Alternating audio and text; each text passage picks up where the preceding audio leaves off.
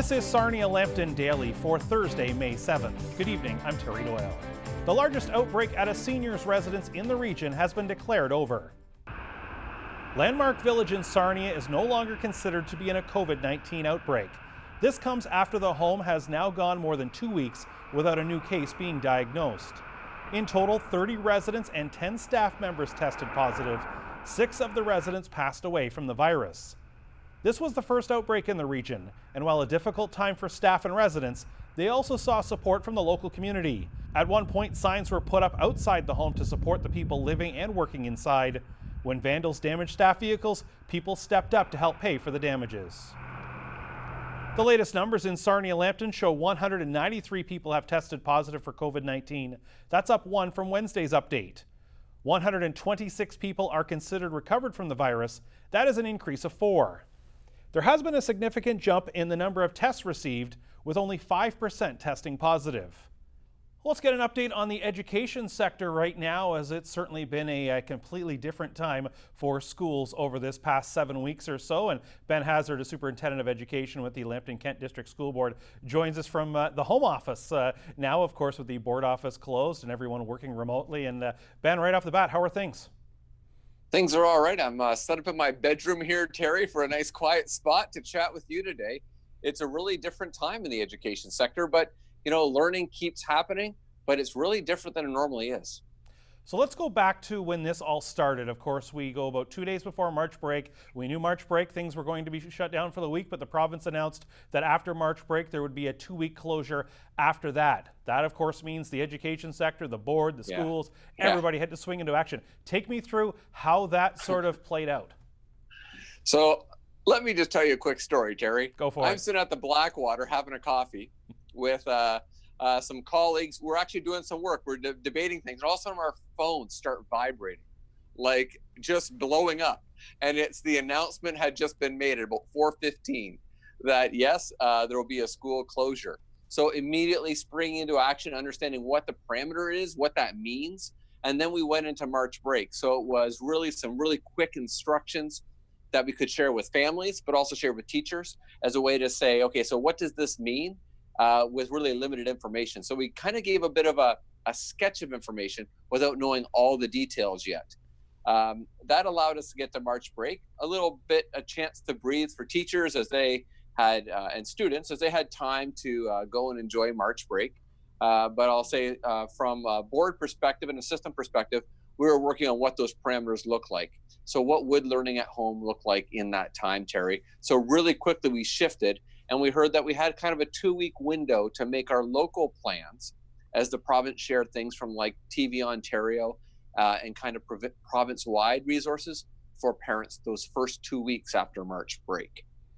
So I've got to think, and I'm sure you go back, that's probably one of those that in your career you'll always remember where you were when everybody's phones blew up and this happened. So now we go through March break and that 2-week stretch before sort of things fired up. And you know, we know things like Zoom that we're on right now is a pretty common term, and delivering things.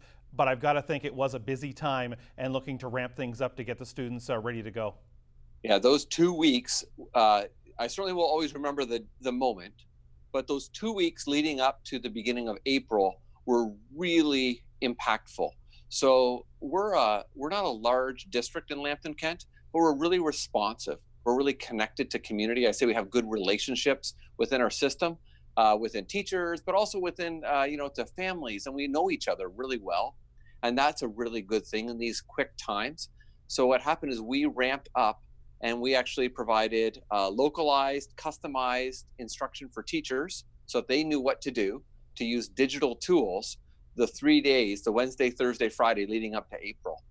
We created them all within those 2 weeks and then hosted and actually provided training. And Terry, this is really an astounding number. We had 1,500 elementary educators taking part each day. We have 900 teachers, Terry. So that shows you the commitment of the education workers, from EAs to ECEs to elementary teachers to principals to the whole teaching community really getting on board, trying to figure out, okay, so what do I use? What is Google Classroom? How do I use that? What's an app called Seesaw that we were going to use in primary grades? How does that work so I can provide lessons and contact with families. So really quickly, it was a really learning phase, especially those 3 days before April, as we were quickly moving. And I know it was almost like an overload moment of all the new learning happening. I'd say there was not one of us in education who didn't have some sort of big new learning we were needing to do to meet the needs of families and students, as we knew that was going to be really important. How do we connect? And I'm sure, the teachers, and you mentioned the other educational workers, being, I'm sure, very open-minded and being dedicated to what they do, knowing, okay, this is the way we've done things over the last few years, because of course things evolve and technology evolves, but now here it is, as you said, all right, 3 days and boom, we're going to go through things Monday, but I'm sure the big thing was everyone open-minded and very dedicated to get this done. Exactly right. It's the caring nature. And when you talk to a teacher and you said, okay, now I want you to help this student feel connected. We want to check in on their well-being. We want to make sure that we're responding. Every single person was, yes, how do we help in that time? And we all were feeling our own examples of that, as we all have. But it was, how do we reach out and how do we help? The other part that we really struggle with as a district. So we worked on this individually and teachers. Then we said, why don't we try to find a solution for this across the Lambton-Kent District School Board, which is, we know in our rural communities and in some of our neighboring communities that we serve, that internet isn't exactly free-flowing and plentiful everywhere across Lambton and Sarnia. And not everyone has great connectivity or has connectivity at all.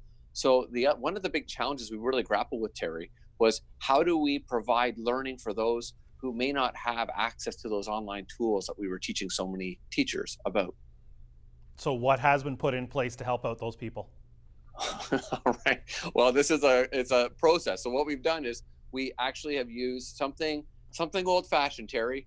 In all this time of new learning, we went back to Canada Post, which is that we partnered with Xerox, and they went in. We created booklets for 2 grade spans, kindergarten, so junior kindergarten, senior kindergarten. Then we also did grade 1, 2. They had their own booklet, 3, 4, and all that way through. And then we had them printed by Xerox, who did a great job. We included a pen and a self-addressed envelope, a stamped envelope with postage, and then we mailed it to families if they had no internet, so that the learning would at least be able to continue for those if they weren't able to connect digitally. But that was thousands of mailings that went out. And here's the thing that happened. We swamped Canada Post. We appreciate all those great work of these essential workers. And we just it took some time to get those out. So no matter what it was, this wasn't a normal time, but it was really important that we worked together with obviously our educators, but also all those great essential workers who are doing so much for our communities to try to meet the needs of families and for students. That's interesting to hear, because of course we've heard about the online shopping and things swamping the postal and the courier outlets that way, but there's another example where it's an essential service definitely needed. So here we are now, many weeks into this. How are things going? So I'd say we ebb and flow like anything, Terry, is that initially we got things off, we got things launched, and that's really good. We got these platforms going, and now we have different levels of participation as different families have different things happening. I think things are going tremendously well, much better than we ever would have hoped, but that doesn't mean it's not without challenge. It has been with lots of challenge, but we keep rising to that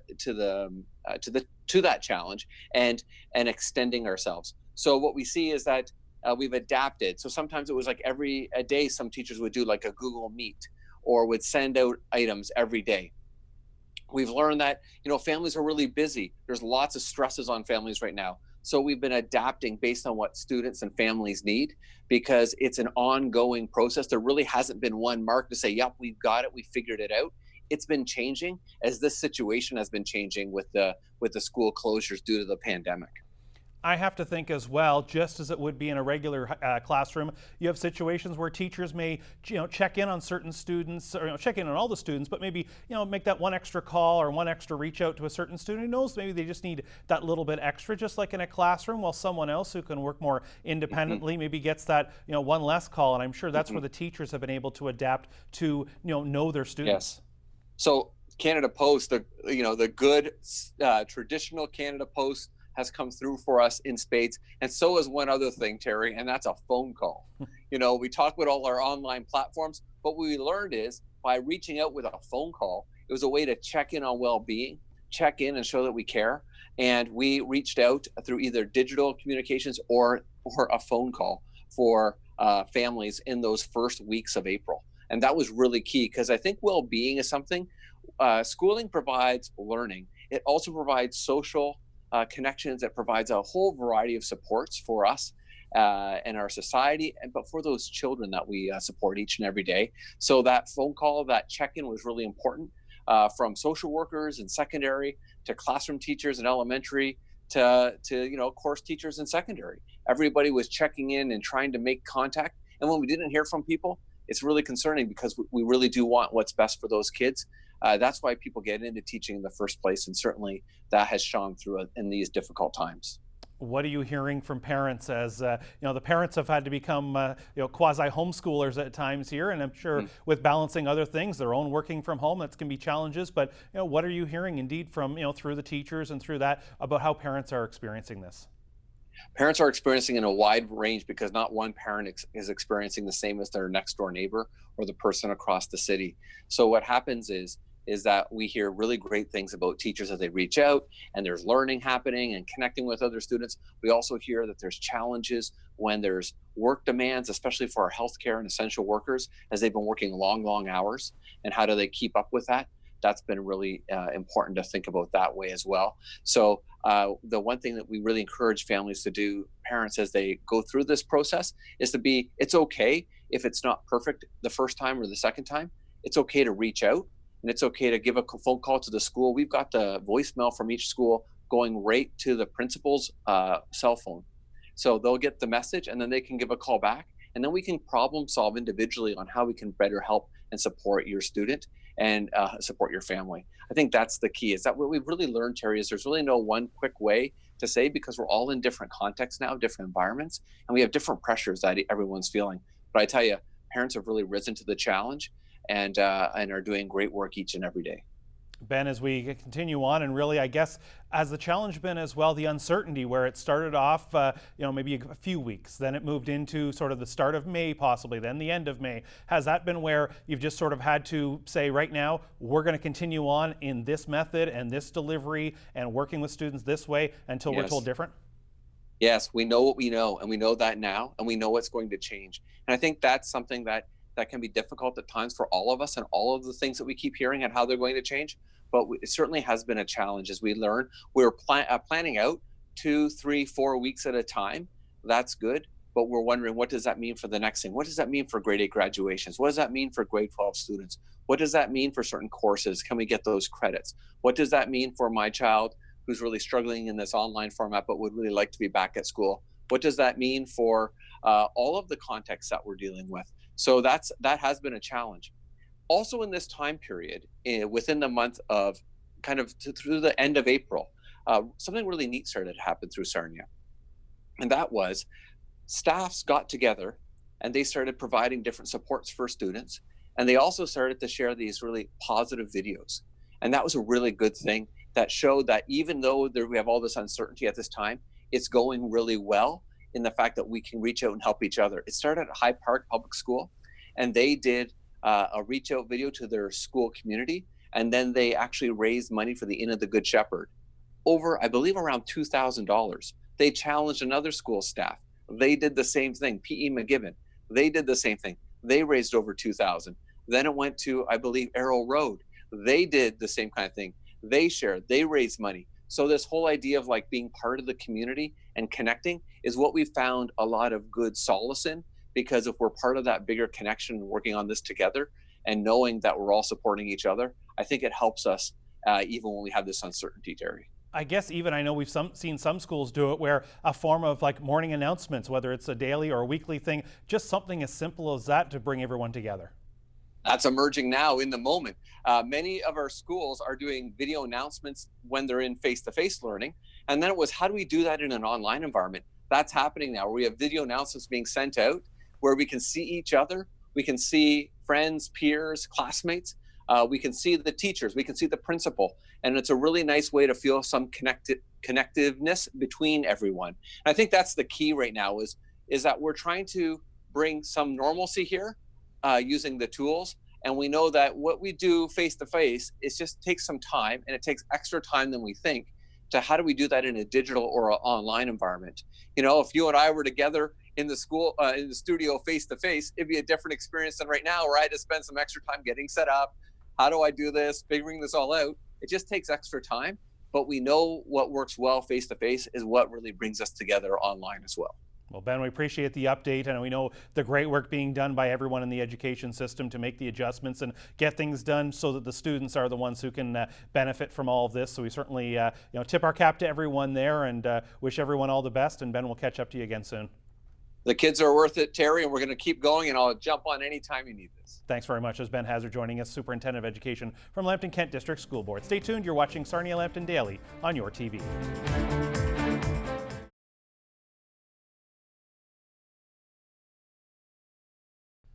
Welcome back to Sarnia Lambton Daily. Well, we know it's been a challenge right now for youth, keeping them occupied, and of course with schools closed and many other activities not running. And one organization who's certainly used to dealing with youth and from an educational standpoint and activities is Junior Achievement. Jenne Wason is the Regional Director for Southwestern Ontario, and she joins us now from Chatham. And Jen, let's talk about Junior Achievement right off the bat. Give us an overview. I know it's been around for many, many years, but tell people, what is Junior Achievement? Sure. Junior Achievement, we're a nonprofit. We've been around for 51 years in our area and 101 years worldwide, so well established. We work in conjunction with education. We work often within the schools and sometimes extra programs in addition to the schools to help train children, students in 3 areas. Our 3 pillars are financial literacy. We want to make sure that kids of all ages start to learn about budgeting, preparing for their future, where money comes from in this day and age, etc. And then work readiness is important for us, which is we start to teach kids about future careers, the education they would need for those particular careers, what those careers might bring them financially. So it works with the financial literacy PL and really sets them up for their future and thinking ahead. And then finally, we're pretty well known for our entrepreneurship work. We have our company program where kids build companies together. They run them like a real company and sell products, etc. And other business training related to entrepreneurship. Do you find too with Junior Achievement, people who come through the program, it's sort of, I'll call it the best of both worlds. The students who are stronger academic, of course, can then use these skills and build off them, so they have those to go along with that. And maybe students who maybe have those more technical abilities, for example, yet still that financial literacy, that real world experience. I've got to think for both sides, that really helps them moving forward down the road. Exactly. Our statistics are pretty amazing, seeing that 75% of our junior achievers are more likely to stay in school and get the education they need. 50% are more likely to open a business, which then brings that back. They can stay in Sarnia Lambton and build a business back there, which helps the community in the end. So it's pretty amazing to see what we're able to achieve.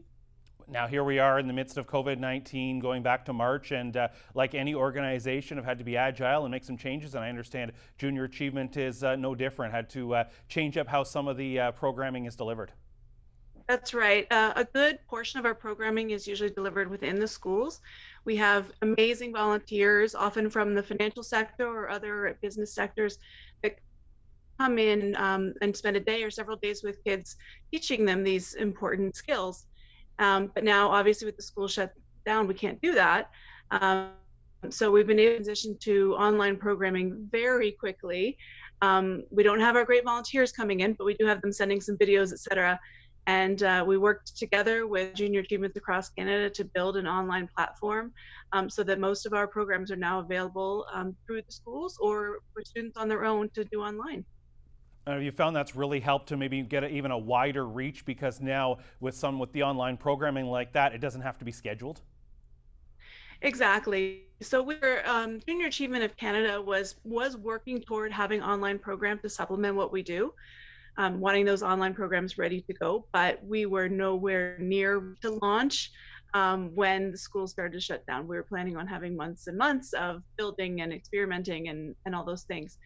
But we wanted to be able to get kids this important education right now because we don't want anyone to suffer just because our schools are closed right now. I've got to think these programs, in some cases too, will be a nice distraction where it's something different maybe from what some of the kids are learning, but also maybe a little bit of a break for parents because the kids can kind of jump into them themselves.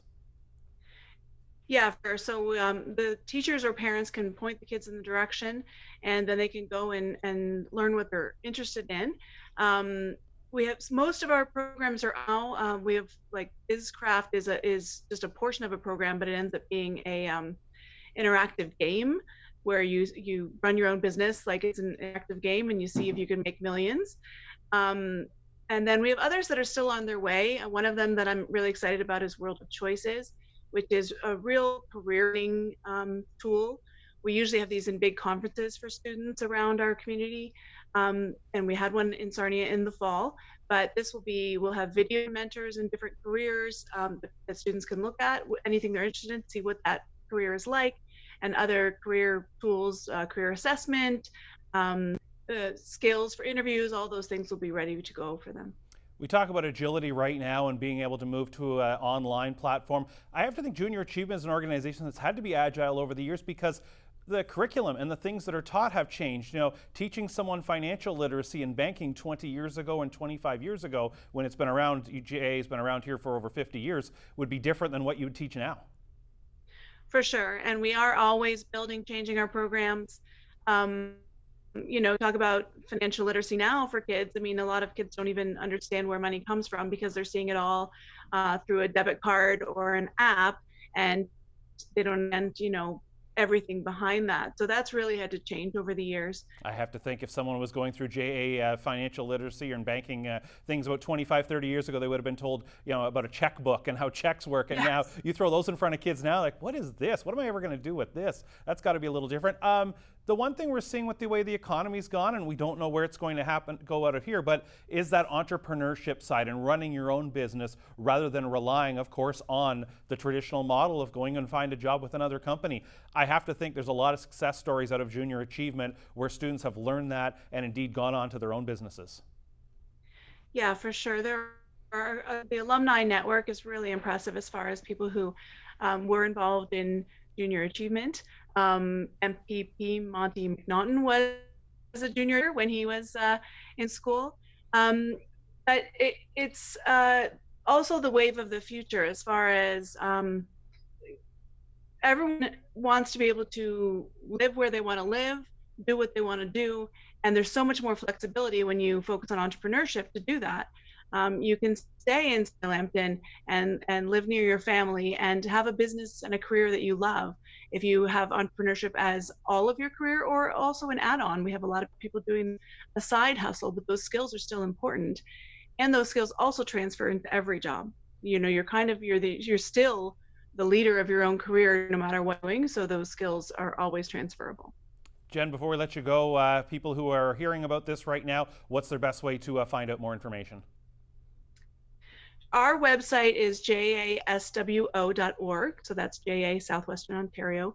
And then if you want to go directly to the online programming, it's jacampus.org. And you'll find on there, just look for the programming. And students can sign up on their own with a student account or through a school with a code that they're given. So they may be hearing about it from their schools, but they have to wait for the schools. Well, Jen, we appreciate the time. Stay safe, stay well, and we'll catch up to you again down the road. Wonderful. Thank you so much. Take care. There's Jen Wason joining us from Junior Achievement Southwestern Ontario. Stay tuned. You're watching Sarnia Lambton Daily on your TV.